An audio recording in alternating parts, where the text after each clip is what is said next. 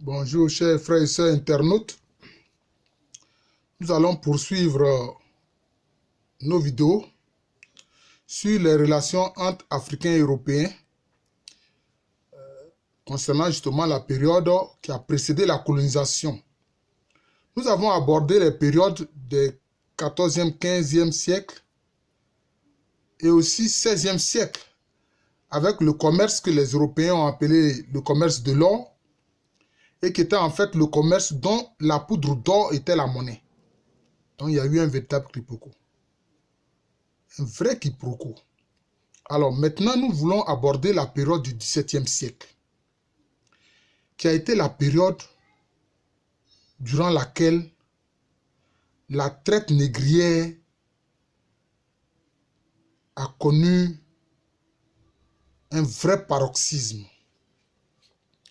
Vous remarquerez, comme je vous l'ai indiqué chaque fois, que c'était les Européens qui étaient demandeurs. Ils ont demandé des épices. Les Africains ont ajouté d'autres produits.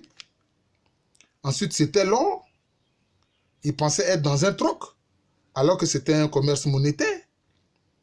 Mais avec la traite négrière.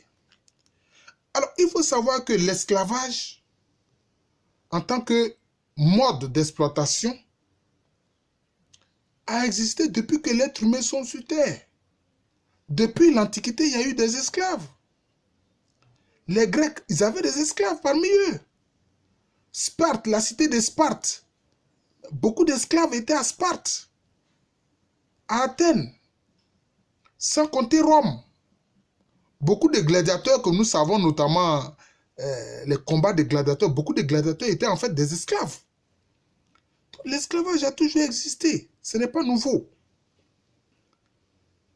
Mais on parle de traite des esclaves parce que cela va prendre une ampleur très grande, démesurée. C'est pour ça qu'on parle de traite. Quelquefois qu'on parle de traite du café ou bien traite du cacao, c'est parce que c'est la période où le cacao abonde, le café abonde pour que ce soit vendu. Ça a été la même chose pour ce commerce macabre-là. Mais comme j'ai dit, les Européens étaient des vendeurs. Pourquoi? Parce que quand ils sont allés coloniser, d'abord conquérir les terres d'Amérique, et ensuite ils ont cherché à coloniser ces terres-là, qu'est-ce qu'ils ont décidé de faire? Ils ont décidé de faire des plantations. Plantation de tabac, plantation de coton, plantation de canne à sucre. C'est tout ça.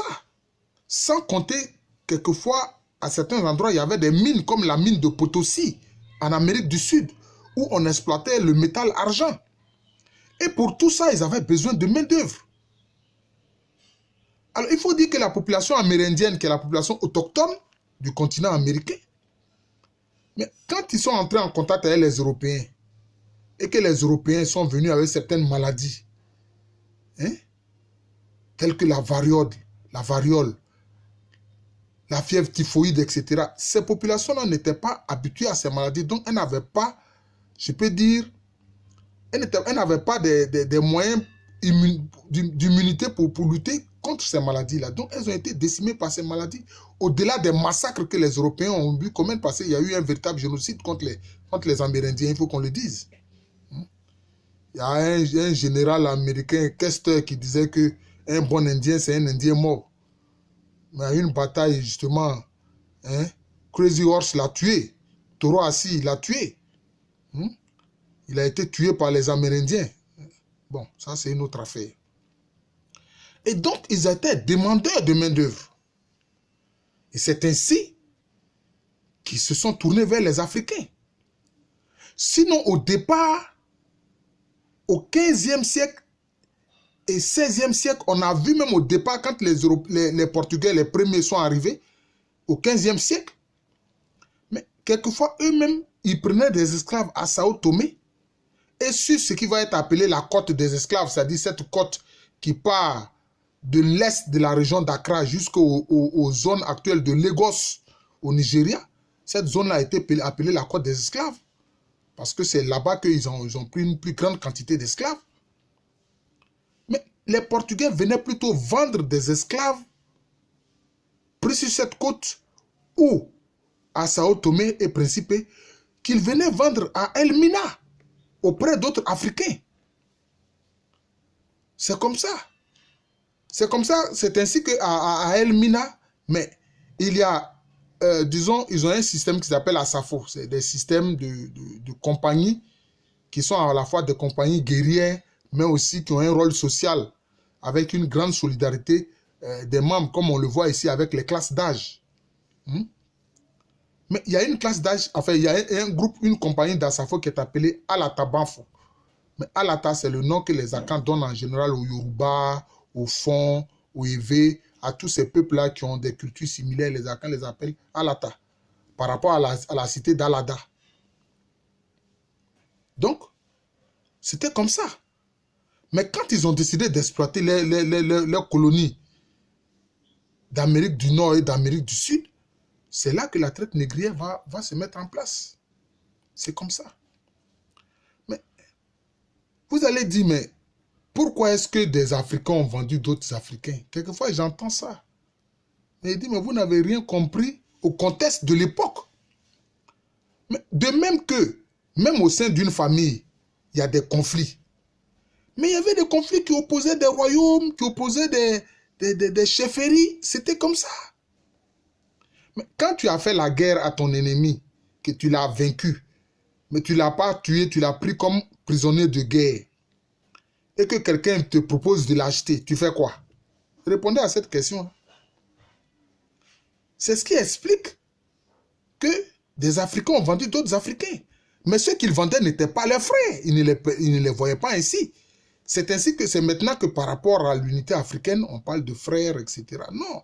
Mais anciennement, le contexte était différent. Je vais prendre un exemple pour que vous compreniez. Regardez par exemple la Confédération Ashanti et puis le royaume Brondiaman. Mais leurs composantes sont pratiquement les mêmes. Ils ont pratiquement les mêmes ancêtres. Mais ils étaient ennemis. Ils étaient ennemis. Il y a un texte tambourinais des Brondiaman qui dit d'où vient la guerre. Elle ne peut venir que d'Asante Kotoko. Okonfo Daté qui a été le premier roi Brondiaman. Okonfo Daté, nous le savons. Et nous l'avons deviné. Mais parce qu'ils étaient ennemis, ils se faisaient la guerre. Ces deux royaumes-là cherchaient à s'imposer l'un à l'autre. Donc c'était comme ça. Vous voyez?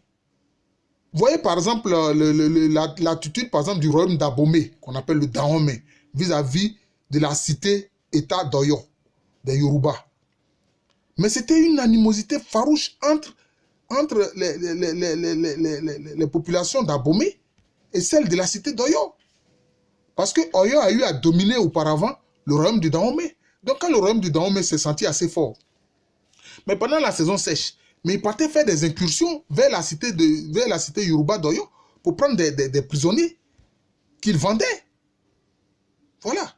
Mais même il faut savoir qu'au-delà de la vente auprès des Européens, mais une bonne partie de ces esclaves étaient consommés intérieurement. Donc l'objectif des Africains n'était pas de vendre systématiquement des esclaves, non. Beaucoup étaient consommés, intégrés aux familles. Les femmes esclaves étaient mariées par les hommes des lignages et intégrées au lignage. Parce que entre les lignages, il y avait une concurrence concernant la démographie. Il faut savoir cela. Regardez par exemple dans le royaume d'Abomey.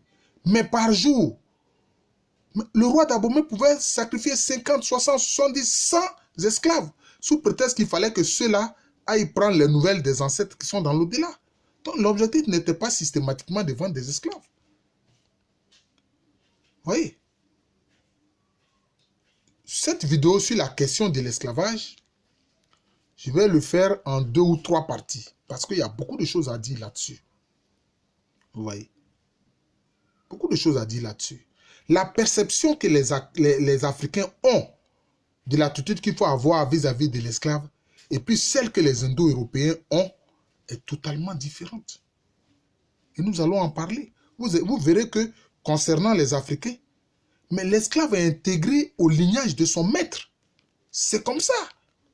L'esclave était membre du lignage. Seulement lui, il occupe le bas de l'échelle. Et c'est à l'intérieur de la famille qu'on est censé savoir qu'il est esclave. Mais ceux de l'extérieur n'ont même pas le droit d'en parler, même s'ils sont informés. Non. C'est pour ça qu'il y a un proverbe en langue tui, ou si vous voulez, dans la langue telle que vous la connaissez, celle qu'on appelle couramment l'Ashanti, mais l'Ashanti n'est qu'une variante de la langue tui. On dit obi ntre obiase, c'est-à-dire que nul n'a le droit de révéler les origines d'autrui. Et puis les Akans, pour montrer que l'esclavage, vraiment, c'est une absurdité, ils expliquent que c'est le noble de quelqu'un qui est fait esclave par autrui. Et c'est une maxime qui se dit obi di chienne et obi donko ou et obi à quoi. C'est le noble de quelqu'un qui devient l'esclave d'autrui ou qui devient serviteur d'autrui. Je vais m'arrêter là. Parce que comme je dis, je ferai au moins 2 ou 3 vidéos sur la question de l'esclavage. C'était le professeur Alou Kwame René.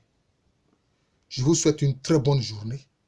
Aujourd'hui, les catholiques comme moi célèbrent la Toussaint. Pour ceux qui sont catholiques, je vous souhaite une bonne fête de Toussaint. Mais en fait, c'est une fête qui attire l'attention pour que les hommes soient des saints. Être saint, c'est quoi? C'est avoir un comportement pur vis-à-vis des autres. Les aimer et ne pas leur faire du tort. Et c'est ce que cette fête-là révèle.